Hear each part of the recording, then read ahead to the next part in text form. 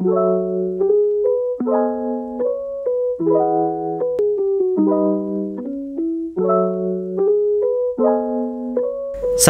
warahmatullahi wabarakatuh. Sobat MKU yang berbahagia dimanapun teman-teman berada. Kali ini di edisi podcast yang kesekian kalinya kita kedatangan tamu dari jauh, dari Wonosobo ya. Namanya Mas Hanif.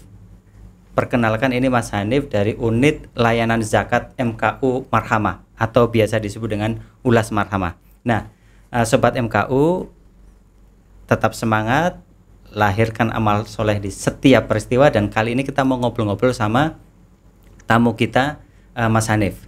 Assalamualaikum Mas Hanif. Waalaikumsalam warahmatullahi wabarakatuh, Pak Arif. Alhamdulillah sehat ya? Alhamdulillah sehat, waras. Mohon maaf saya manggilnya Mas aja ya, biar kelihatan muda ya. Silakan. Biar kita kelihatan muda gitu loh, gitu betul, ya. Walaupun uban sudah mulai nampak di sini. Iya.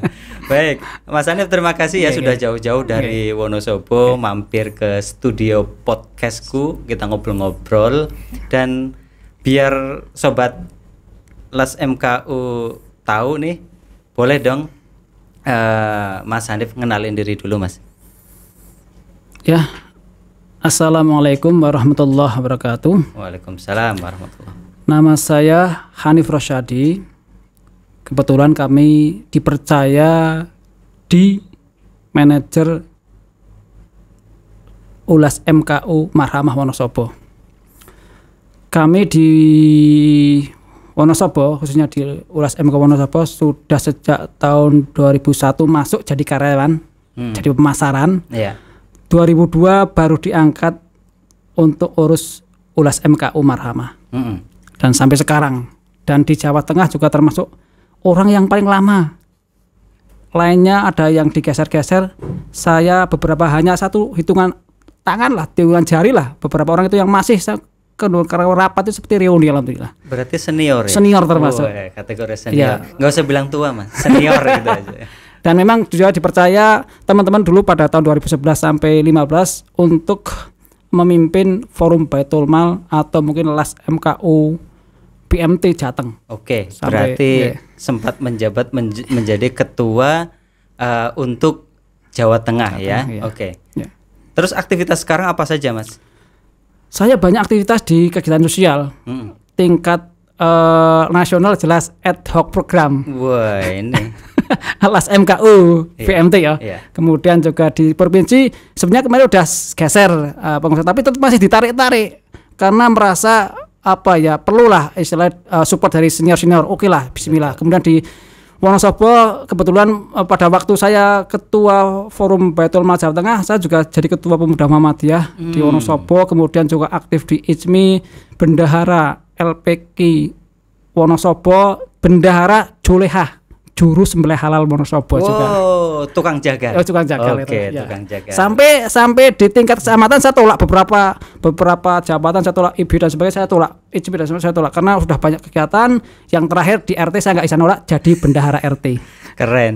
Akhirnya jadi pejabat pemerintah juga ya. Mas Hanif. Ya. Dengan berkegiatan yang banyak itu, gimana ngatur waktunya tuh, Mas? Yang penting kita komitmen, konsisten, kemudian minta dukungan dari istri, anak dan sebagainya. Dan insya Allah kalau kita jalan, kita banyak doa kepada Allah, insya Allah nanti ada. Memang kadang-kadang tempuk, saya harus milih skala prioritas mana. Kira-kira kalau bisa diwakilkan, kalau enggak yang harus tangani saya harus berangkat sendiri ya. Oke. Mas, sekarang pengen ngobrolin soal program Ulas MKU Marhamah nih. Apa program yang sedang dijalani sekarang oleh Ulas MKU Marhamah, Mas? Kalau bulan-bulan ini biasanya masih rutin, misalnya penggalangan dana, pentasarufan yang sifatnya kecil-kecil, kemudian akhir tahun nanti bila gimana saldonya kita nolkan gitu. Mendekati Desember nanti kita nolkan gitu. Ya. Penggalangan per bulan atau per tahunnya berapa, Mas? Rata-rata, Mas? Kalau kita lihat mulai 2013 kami baru bisa 1,3 M. 2013 pengumpulannya 1,3 M. Kemudian naik sampai tahun 2015 bisa 1,8, turun lagi 1,6, nah naik lagi 2018 2,06 M per tahun ya? Ya, 1 tahunnya itu, per tahunnya. 2000 berapa tadi? 2018 yang 2018 paling tinggi. 2 M. 2,06 M. 2,06 miliar. Iya, gitu. Wow, luar biasa. Ya. Itu strategi penggalangannya gimana, Mas? Bisa mencapai angka sebesar itu, Mas? Yang penting sebelum kita ngajak orang lain untuk zakat, infak, wakaf, kurban itu kita diri sendiri. Kita binafsi itu. Jadi semua karyawan kita wajibkan untuk ada potongan zakat, kemudian infak dan wakaf. Itu yang karyawan tetap. Kalau yang itu dipotong secara otomatis. Otomatis langsung. Itu wajib hukumnya. Fardhu ain. Langsung dipotong ya. Kalau kurban nabung, Pak. Nabung. Kemudian kalau udah saatnya menjelang hari H itu saya nawarkan, ayo kita kurban di mahramah. Ya itu ya, insya Allah. Dari itu kita untuk modal kurban berikutnya itu. Istilahnya nanti sebagaimana kalau kita udah ada kurban, insya Allah kita ngajak itu ada kekuatan gitu. 2,06 M itu kan dari karyawan. Kita bicara tahun 2018 ya, kayaknya menarik. Terus dari mana lagi, Mas?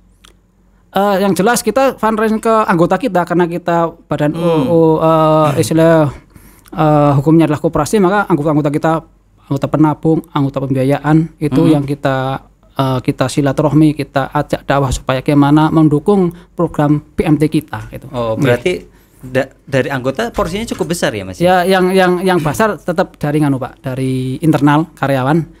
Untuk yang besar dari luar biasanya kurban. Yang sampai kadang-kadang sampai asetnya sampai 500 sampai 700 juta gitu. Ya, gitu. Oke.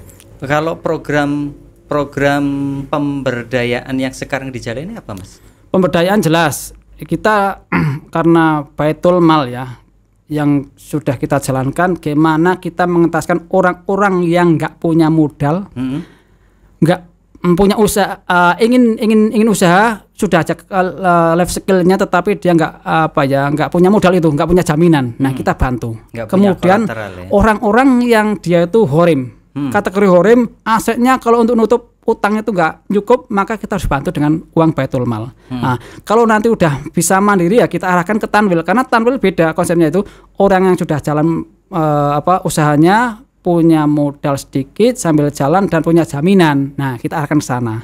Nah, ini yang sudah kita kerjakan sudah banyak, sekitar hampir 100-an orang lah yang dari mulai data kita gali kemarin 2002 sampai sekarang. Dan yang berhasil sekitar 28%, yang jalan sampai sekarang di atas 5 tahun dia jalan. Kalau yang hanya sekitar sampai 3 tahun ya sekitar 26%. Ada juga yang sifatnya masih jalan terus, sebenarnya ada yang sepuluhan persen lah, hampir sekitar 10 sampai 8% itu yang macet. Tetap ada yang macet. Iya. Bahasanya ngemplang. Iya. Setiap orang memang beda-beda ya, Mas. Mas, kembali ke soal penggalangan, Mas. Saya tertarik itu kayaknya untuk kalangan teman-teman di unit layanan zakat kayaknya paling gede nih pengumpulannya. Caranya gimana sih, Mas, atau strategi apa sih komunikasi dengan anggota itu supaya mereka mau menyalurkan zakatnya ke kita itu, Mas? Yang jelas kami ini harus terjun ke cabang-cabang kantor ya. Ada 18 cabang, kita sering sosialisasi kepada karyawan, kita arahkan gimana menyadarkan bahwa kita inilah dai. Kembali ke istilah jati diri PMT adalah dai. Ulas MKU Marhamah adalah dai. Jadi maka konsep dakwah tidak hanya ekonomi syariah, akad-akad di pembiayaan saja, tapi masalah zakat kita harus sentuh. Karena Islam harus mengajarkan bisnis, tapi juga sosial harus kita adakan, karena itulah kekuatan kita untuk dakwah juga. Nah, dari itu maka sosialisasi terkait dengan zakat, infak, kurban, wakaf itu nanti juga teman-teman dari istilah anggota karyawan pengelola yang di Marhamah juga nanti bisa membantu ke kita gitu. Ini sebagai istilah jerih amal nanti arahnya ke gimana amal soleh kita sebanyak-banyak cari itu. Tidak hanya dakwah syariah secara akad-akad, secara pembiayaan saja, tapi juga amal yang lain juga gimana kita sebanyak-banyak untuk sanggup nanti di akhirat gitu. Muzaki yang menitipkan zakatnya ke ulas MKU Marhamah itu kebanyakan mereka yang anggota pembiayaan atau anggota simpanan, Mas, biasanya? Dua-duanya ada, Pak. Dua-duanya ada ya? Iya, ada. pembiayaan ada, simpanan ada, dua-duanya ada. Ada forum pertemuan antar anggota atau gimana, Mas? Ya, selama ini beberapa kali kadang-kadang kita mengadakan semacam sosialisasi malah wakaf, pernah juga kemudian masalah zakat, atau pada waktu RAT itu mengundang beberapa anggota yang kira-kira ya sudah jalan dengan kita kerjasama, atau yang potensi yang untuk meyakinkan bahwa kita itu betul-betul menjaga amanah dari apa yang dana-dana sosial yang dari donatur itu kita berikan, kita betul-betul untuk pentasaruhan sesuai dengan apa yang sesuai dengan kaidah-kaidah yang ada gitu. Untuk ini Mas Hanif, untuk program pentasarufan penyaluran itu melalui program apa saja Mas sekarang Mas? Yang jelas kalau itu zakat ya kita nggak lepas dari surat At-Taubah itu ayat 60 itu ada 8 golongan yang jelas itu kita nggak lepas. Kemudian kalau infak itu agak luas, kadang-kadang prioritas kalau ada bencana ya kita banyak ke bencana. Kemudian juga kalau ada mungkin di situ pembiayaan ya sebagian untuk pembiayaan. Tetapi kalau yang infak itu sisinya GIHA. Bahkan zakat sendiri sebagian untuk kita pembiayaan yang sifatnya hibah. Hibah. Jadi semacam untuk pembiayaan membantu orang-orang yang sedang merintis usaha itu ya sebagian hibah. Misalkan kita ngasih dia ingin usaha gerobak untuk istilahnya kaki lima untuk bakso ya. Gerobaknya 3 juta, oke. Itu bisa saja nanti kita ambil dari dana infak. Nah, kemudian yang 2 juta itu untuk buat minyak, pangkoknya dan sebagainya itu dari dana zakat. Itu yang zakat kita hibah. Tapi yang 7 juta gimana mereka itu harus kembalikan walaupun hanya qardul hasan. Kenapa? Untuk pendampingan. Kalau kita lepaskan saja tanpa ada pendampingan, nanti ini kita malah kurang amanahnya di sini nih. Untuk menjaga keamanan itu tetap kita niatnya untuk apa istilahnya membimbing mereka itu. Mas, ada program pemberdayaan untuk apa saja Mas yang ada di sana Mas? Melalui usaha tadi contohnya kayak pemberdayaan dengan membantu usaha bakso gitu. Terus apa lagi Mas? Ada lagi nggak? Yang jelas yang kemarin orang-orang yang horim kita bantu, ada horim yang 2 orang itu yang sampai 2,5 M ya kita bantu dengan dana cuma 17 juta kemudian 13 juta udah bisa kembali dan dia mulai bangkit lagi untuk mencapai titik nol lagi itu karena dia gimana dia jadi titik nol lagi itu. Betul. Juga ada kegiatan ada orang yang cacat kakinya itu sampai patah jadi 3, kemudian kita bantu di Siaga Medical Banyumas, kemudian setelah itu selama 2 tahun alhamdulillah sudah sembuh sampai 20 juta. Nah setelah itu kita sekolahkan di rumah cacat Solo. Setelah pulang dia nangis, dia cuma ada uang modal 750.000. Ngeluh ke saya, Pak gimana saya tolongilah. Yang kasih adalah pas akhir tahun kami ada dana 4 juta dari zakat saya hibahkan. Tak tambah lagi 1 juta yang infak itu. Nah, yang 1 juta itu harus kembali. Dan alhamdulillah sekarang luar biasa. Dia naik terus sampai bisa beli motor, sudah keluarga, punya anak, kemudian bahkan pas Covid kemarin dia omsetnya naik 2 kali lipat. Yang sehari paling hanya dapat 100-200 ribu sampai 300-400 ribu sampai 500 ribu. Sehingga alhamdulillah bisa buat rumah kemarin. Saya kemana udah bisa rumah. Jadi semacam ini yang contoh yang kita bantu. Kemudian juga untuk yang pertanian juga tetap kita juga ada bantu pertanian, tetapi kalau pertanian risikonya besar kami cari dana yang hibah itu. Nih Sobat Las MKO kan pengen tahu nih dinamika di program sosial itu terutama yang Koperasi Syariah BMT itu kan banyak tuh dinamikanya tuh. Punya pengalaman menarik nggak dalam membantu duafa itu Mas, dalam mungkin berkomunikasi dengan duafa, membantu duafa agar bisa lebih berdaya? Ada cerita-cerita unik nggak Mas? Cerita lucu, cerita unik, cerita yang mengharukan mungkin? Ya pernah kami pernah bantu angkringan.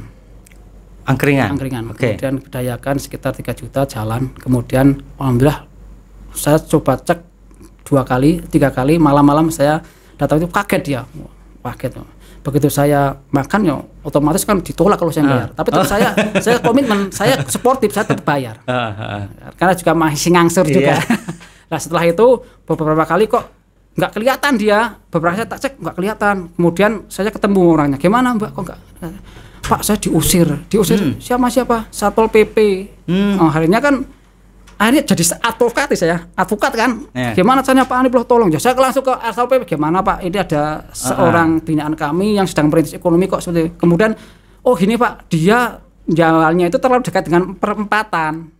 Karena menutupi arus lokasinya itu jualnya itu. Sehingga saya suruh paling enggak ya 50 meter dari supaya terlihat untuk jalan mobil dan sebagainya. Nah, saya merasa ternyata membimbing duafa itu tidak hanya ngasih uang tok, pembimbingan, kemudian juga ternyata advokasi ini ada masalah kita harus bantu. Bahkan nek ada pengajian juga diarahkan. Sebagaimana kami juga punya bimbingan di beberapa komunitas itu, kita juga tidak hanya secara materi, tapi juga tiap bulan saya harus datang ke situ, kelompok pengajian yang membuat susu kedelai itu ada itu.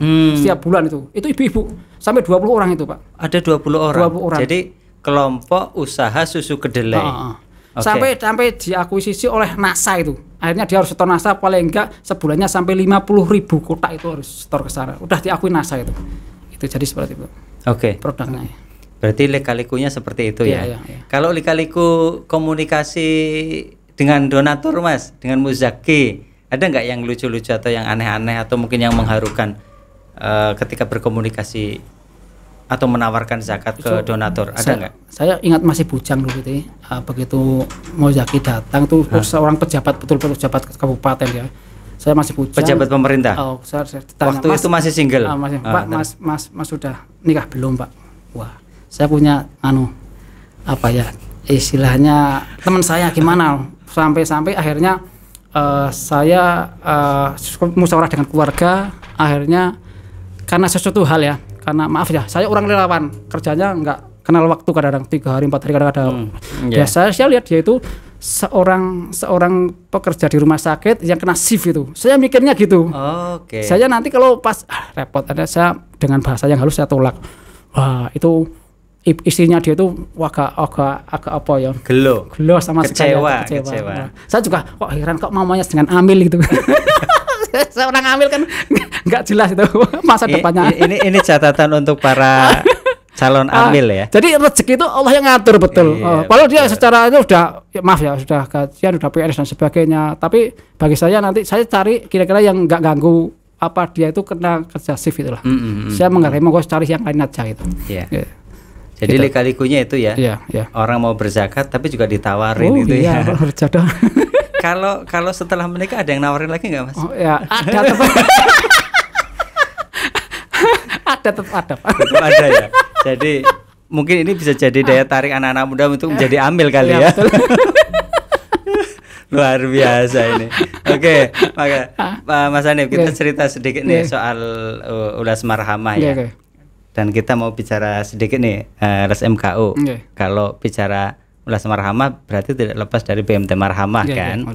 BMT Marhamah itu berdiri tahun berapa ya Pak Hanif ya? Tahunnya tahun 95. Tahun 95, Kemudian kami bergabung tahun 2000 Pak. Relawan setengah tahun tanpa gaji di sana. Karena 98 sudah ditarik, ayo bantu kami lah. Memang nggak menjanjikan di BMT ya. Teman-teman kami yang senior itu 3 bulan gaji baru 25.000. Kemudian saya ditarik 2.000, ikut pelatihan zakat di IMC Jakarta yang ngasih materi ya Pak Eri Yudewo, Mbak Nana, Pak Jamil Azza ini masih di Mas Hanif tahun 2000 itu. 2000, Relawan itu 5 tahun setelah Marhamah berdiri ya. Kemudian setelah itu baru 2001 saya diangkat karyawan tetap. Formalitas tetap ada tes. Nah, 2002 baru ngurus Baitul Malnya ulas MKU Marhamah sampai sekarang. Dan teman-teman sudah digeser, tapi manajer kami saya bingung mau geser Pak Hanif sih. Nggak tahu itu. Lainnya kan ada yang digeser, tapi ya udahlah bismillah, saya mungkin bagi saya itu nyaman di sini, tapi memang waktunya beda dengan teman-teman yang di Tanwil itu jelaskan. Istilahkan dia waktunya terikat, kali kami kan harus fleksibel gitu. Biar teman-teman tahu kantor Marhamah itu di mana. Alamatnya di mana, atau mungkin bisa cari tahu informasi soal BMT Marhamah itu di mana Mas? BMT Marhamah itu kantor pusat di Wonosobo, Jalan Tumenggung Jokonegoro, kilometer 0,5 Wonosobo. Itu di sana, itu di depan kantor pengadilan negeri Wonosobo di sana. Sekarang punya berapa cabang Mas, kantor cabang? Cabangnya 18, yang di Wonosobo 13 cabang, kemudian di Banjarnegara 2 cabang, di Purworejo 2 cabang, dan di Temanggung 1 cabang. Cukup banyak ya. Jadi teman-teman Sobat Ulas MKU, BMT Marhamah ini termasuk BMT, salah satu BMT terbesar di Wonosobo ya. Amin, amin, amin. Oke, salah satu BMT terbesar di Wonosobo. Sekarang lagi musim apa Mas Wonosobo Mas? Duren, tapi nggak banyak. Duren. Ada. Mulai masuk musim duren ya? Ada. Luar biasa ya. Ada. Kemudian Wonosobo itu pegunungan, jadi Pak, salak ada, duren ada, nangka ada, padi ada. Yang daerah atas memang, kalau atas daerah ada kentang, ada sayur-sayuran ya, ada dieng itu, lereng dieng sekitarnya. Kalau yang bawah itu ya tanaman tedung daerah datar itu ya, tanaman-tanaman daerah datar itu. Gitu. Oke. Sobat Ulas MKU, demikian ya ngobrol-ngobrol bareng Mas Hanif selaku manajer Ulas MKU Marhamah. Ya. Sudah sharing dengan kita dan mudah-mudahan kita bisa mengambil ilmu pelajaran dari obrolan kita. Mungkin suatu saat kita bisa ngobrol lagi dengan Mas Hanif ya. Sorry saya manggilnya itu Mas Hanif. Terima kasih Mas Hanif ya. Sama-sama. Sudah hadir dan ngobrol-ngobrol di podcastku, podcast Keluarga Utama, dan sampai jumpa lagi Sobat Ulas MKU, sampai jumpa lagi ya. Jangan lupa lahirkan setiap amal soleh di setiap peristiwa. Terima kasih. Assalamualaikum warahmatullahi wabarakatuh. Waalaikumsalam warahmatullahi wabarakatuh.